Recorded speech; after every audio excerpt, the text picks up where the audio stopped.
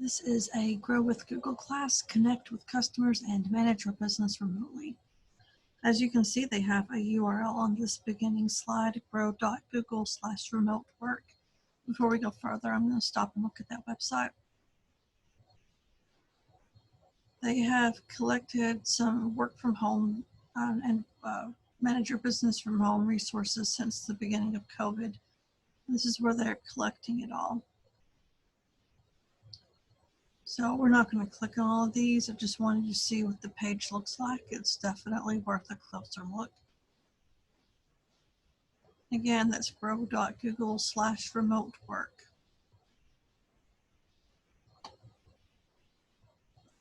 Okay, this is the agenda for this class. We're going to look into how to update information online, how to communicate with customers and employees online, and how to access files from anywhere.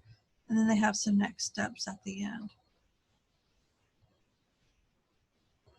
So the first thing you'll do is sign into your Google account. If you don't have one, we have a class called Getting Started with Google. It will be on YouTube and it's about 20 minutes. You can watch that and go through the process of setting up an account and finding out all the things that you can do with an account. So that's accounts.google.com/signup. But if you just go to google.com and go up in the top corner, up here, you can see how to create an account there. So the first thing we're going to look at is how to update business information. There are 3 ways to do that: Google My Business, Google Ads, and your website.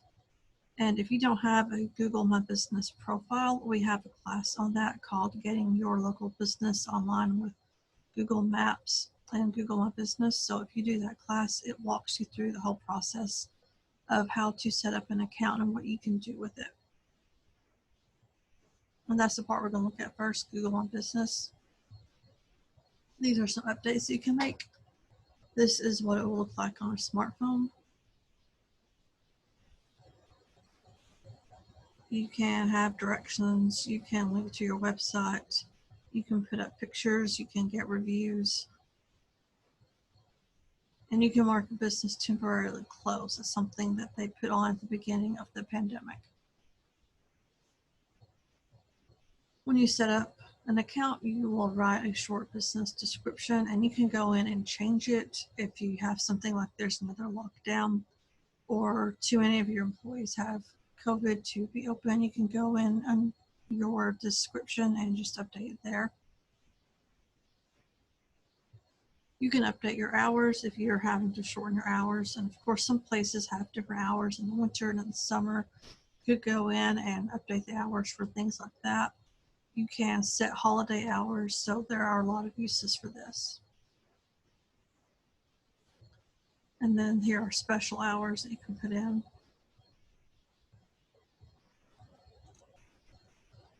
And you can publish posts. That will let you put up live updates. They'll go directly on your business profile. You can create posts from the mobile app or your web dashboard. You can put in pictures or video or a link to the website. The minimum uploaded media has to be between 400, 300 pixels and 10,000 by 10,000 pixels. You can see how the posts are influencing potential customers because there is a Google My Business dashboard that has a lot of the user information on it. And posts will live in the body of the profile for 7 days. There are some exceptions. Event posts and offer posts can be different.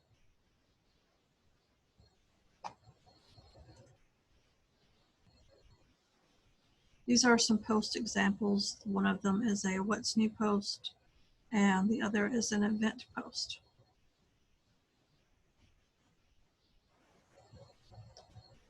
You can turn on messaging if you want to have that while you are setting up your profile. You can go in and change it later. This is a way that customers can communicate with you through the profile. You can add people to help if you are, say, the owner of a store and you have a manager who you would trust to respond to reviews or messages or post new things, you can add that person as a manager. Over here, there are the 3 different roles: owner, manager, and site manager that you can add. And if you are the owner, you can go in and change it later. And this is what it will look like if you mark your business temporarily closed.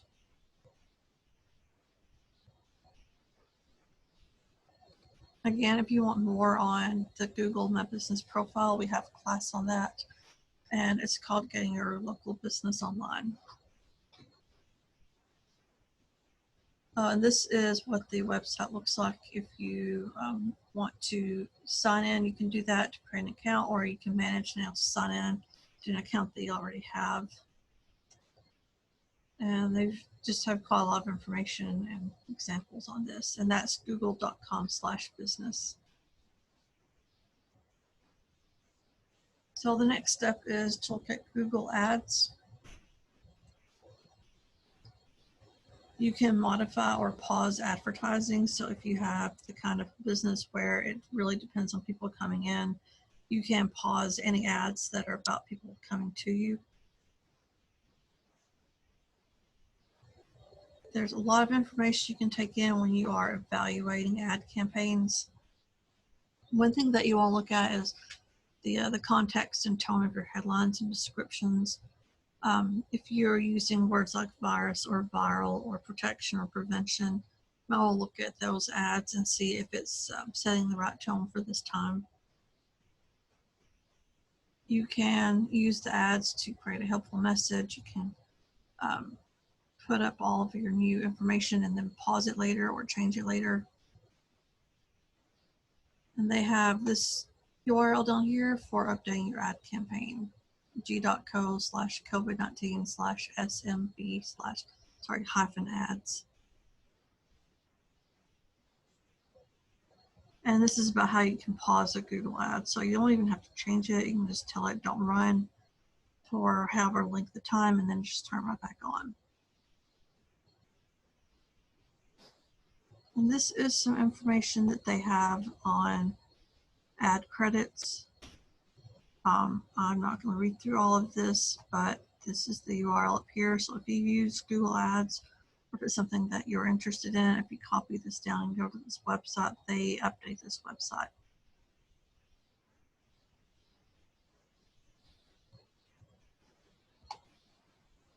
All right, the next thing to think about is updating your own website. And these are their examples and of things that you need to update. Put on any announcements, any resources that you have, the way the operations have changed. So if you aren't open the same hours, or if you are requiring people to do something different, like not trying on clothes at your clothing store, you can put all of that on the website so that hopefully people will see it before they come. You can put on any different contact information. So if you're in an office and you're not there as often, you can put on a cell phone number or something like that. And anything you can say to assure customers. And this sample text that they've put up is something that you can use.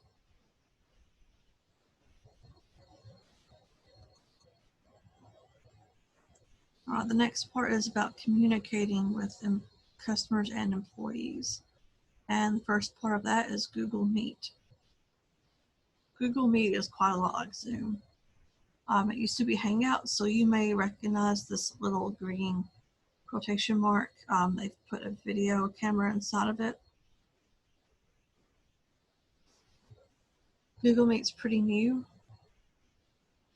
So they have a free version and a paid for version, and for right now, they are letting people use some of the paid for versions even if they have the free. And right now that's scheduled to go on through September 30th, and that could change later. So if you try out Meet and there are some features that go away later, that'll be why. So the special features are having meetings with up to 250 participants and recording the meetings. For individuals, your meetings will be up to 100.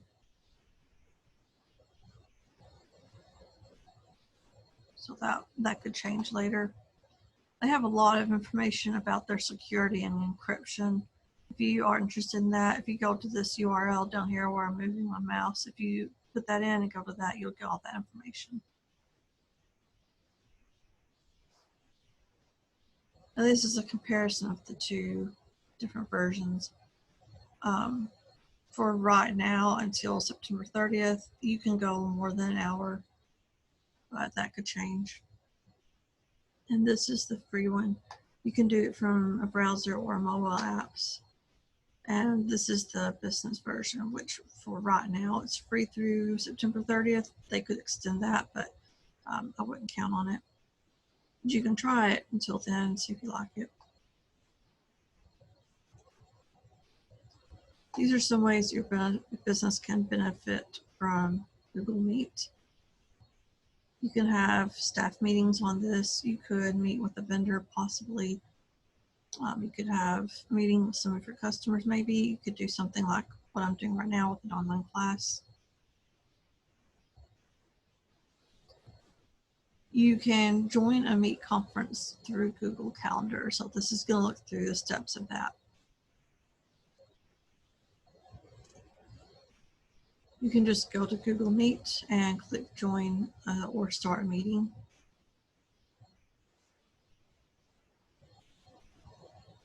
You don't have to have a Google account to participate in the Meet video meetings. If you don't have one though, the meeting organizer or someone from the organization will have to grant you access. And if you aren't logged into a Google or Gmail account, you can't do it from a mobile device. You'll have to be on a desktop.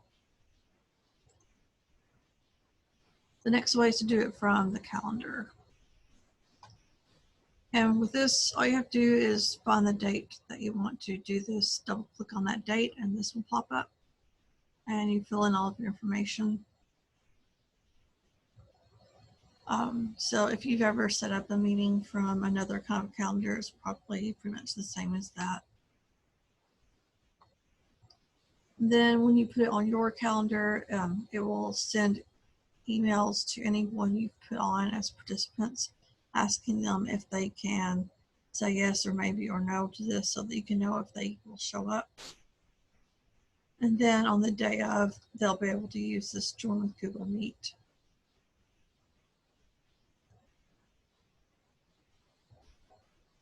So when the meeting's actually ready to start, all they'll do is click that. Or again, they can go to googlemeet.com and join it there. And this is what a meeting looks like on a phone and on a laptop or desktop. These are controls to turn off your microphone or your video. If your internet is a little spotty, you may have to turn off your video to get through the meeting. This person has 2 meetings that she has scheduled for that day, so she can choose which one she wants to click on. And we're going to look at some of the Google Meet features. So people with G Suite actually may see Google Meet a little bit differently. So if you have a paid for version or a G Suite version, either one, maybe seeing some things aren't exactly like what you've got. But a lot of it is the same. Here you have your microphone, there's a phone, there's a video. You'll have a little thing on here that will tell you if you are muted or not. This guy has this little red symbol. I think that is the mute symbol. There's a chat that's available, so if you wanted to ask a question but didn't want to interrupt or something like that, you do that. You can put a URL into the chat so people can grab it from that instead of typing it in. You can share your screen, which is actually what I'm doing right now in Zoom. You have these options. It's a good idea to do a window or a Chrome tab instead of the entire screen, because if you do the entire screen, people can see all the stuff you've got going on in the background. But if you are sharing from something like a tab, you need to be really aware, because if you click on something else, the people watching still see that one tab. So that is actually the reason why I have all of these showing on the side instead of doing a presentation, so that I can easily go around into different tabs instead of having this full screen presentation. It's hard for me to manage that. So you can put on your entire screen, and there may be some times when that's the best option, but just be aware of what you're choosing here. And there's presentation button down there.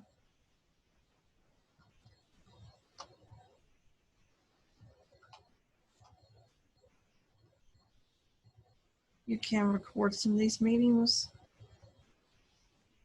What we're doing with this class right now is I'm recording it in Zoom and then going to put it on YouTube later. This could be really useful if you have something like a staff meeting and someone can't come because they're sick. They could just watch the recording later. So here are some best practices for these online video conferences. It's best if you can keep your camera on. I can tell you that if you are talking to a group of people on Zoom and no one's camera's on, it is a little weird because you don't get any kind of visual feedback. But like I said, sometimes if your internet is a little bit spotty, you may have to turn it off. There's a neutral background. If you can manage that, if you're doing this from home or from a cramped office, you may not be able to choose your background. But if there's a lot going on behind you, that can be distracting. An external microphone may have a better sound quality. So if you aren't sure how yours sounds, if you log into Meet before you have a meeting, then you can maybe just record a little snippet of you talking into the microphone and see how it looks. If you have headphones, you may have some headphones or earbuds that have a little built-in microphone too. It's a good idea to mute your microphone when you aren't speaking. That way, all of your background noise gets filtered out. And some people say solid colored clothing looks best on the camera. If you are in a big meeting where you're going to be a little square, then if you don't have a lot going on visually, that's a good thing. Another thing it doesn't mention here is to consider your lighting. If you are sitting, say, in front of a window and there's light coming in behind you, it can completely drown out your face so that you just look like a silhouette. So be aware of that. Okay, the next section is Gmail. They have some special features for using this out of office. So you can set up an automatic response in advance if you are if you have some kind of business where when you're doing your email, you need to be at your office so you can check some information or check on a shipment or something like that. You can set this up so that when people send you an email, it gets this automatic response back. You could put in there something like, I'm checking this 2 or 3 days a week or whatever your situation is. And you can get to this through settings, and there's a little gear in the top right-hand corner, which is where they put the settings. When you get into settings, it's under General. You go to Vacation Responder and you put in your message. So this is what it looks like. They typed in this Q&A and then click Save Changes. And it has the first day and the last day. So you'll type in when you want to begin, and last day is optional. If you don't know, you can leave that blank. Sorry, I went too far. Accessing files from anywhere. This is about Google Drive. It's a way to save things on the cloud, and then you can get to anywhere. And the way you get to it is you just go to google.com and you go to this grid up here and click on that. All of the Google apps come up. So Drive is that sort of a 3-colored triangle. This is what my Drive looks like. It puts your 3 most recent up at the top, and then we got all this down here. And I like to have some folders. It just makes things a little bit easier. When you have something you want to put in a folder, you just grab it and drag it. There's one that you don't need. You can right click it and remove it. So that is pretty easy to use. I can get to this anywhere. It's been a real lifesaver when I've been doing work from home.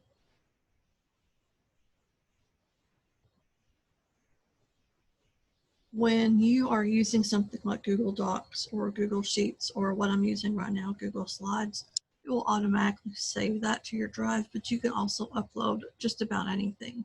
You can put on pictures, PDFs, other formats. You can do like a Microsoft Word document and put it into a drive, and you can access it from home later.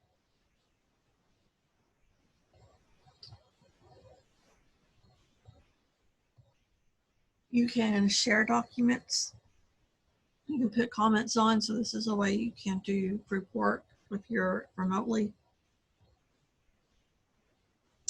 When you share, you can choose how people access it, whether they can edit it or whether they can just look at it. And if you put in comments, they will go over here in the side and they won't show up if you print this without the comments, and they can just be deleted if you don't want to use them.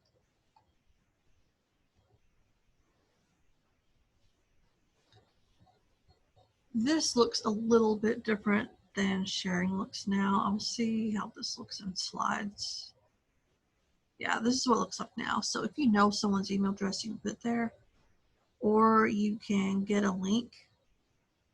And if you just do this, get a link and copy it and paste it into an email or to whatever you're doing, when they go to that link, they will get something saying they have to ask you for permission, and that slows it down. So there may be times when you don't want anyone who gets that link to be able to get in. But if it is something where you don't care who sees it, you can change to anyone with the link. And then you can say if you want them to be able to comment or edit, and then copy that link and paste it wherever you're working on it. You can get your drive from a mobile device. If you have an Android device, either a phone or a tablet, that's already going to be installed. And you can make some of your files available offline. So if, say, you have less reliable Wi-Fi at home and you're having to take things home, you can make some things available offline. Okay, that's the main part of this, but they have some next steps. They've got quite a lot of information still to go. This is a checklist of things that you can do if you're trying to manage your business remotely or connect to customers remotely. If you already have a Google My Business profile, you can update it. If you don't have one, you can find our lesson online about how to do that. If you have Google Ads, you can modify or pause them. If you have a website, you're going to want to make sure that it's updated. Try out use Google Meet, see if you like to use that. If you aren't checking your Gmail as often as you used to, put on the vacation responder and make sure you know how to use Drive. Here are some more resources. We already looked at this remote work. They have another website just for small business, and then these two as well. I'm going to leave that up for a second in case anybody needs to copy those down.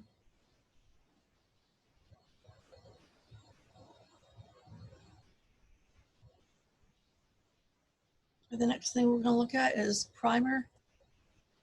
This is a free app that they have on marketing and business lessons.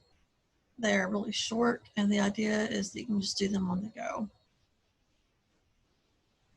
So that's on Google Play and on the Apple App Store. Even if you have an Android device, this isn't something that we pre-installed. You're going to need to go and find it.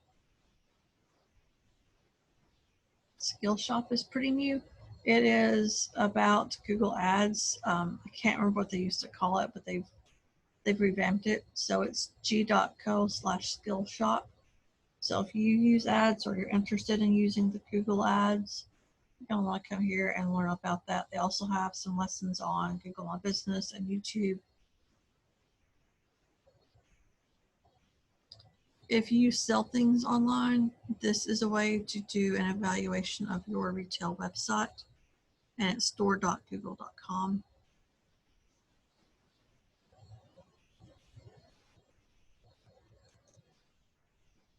This is something fairly new. It's quick help videos. And here's the URL down here. We're moving the mouse.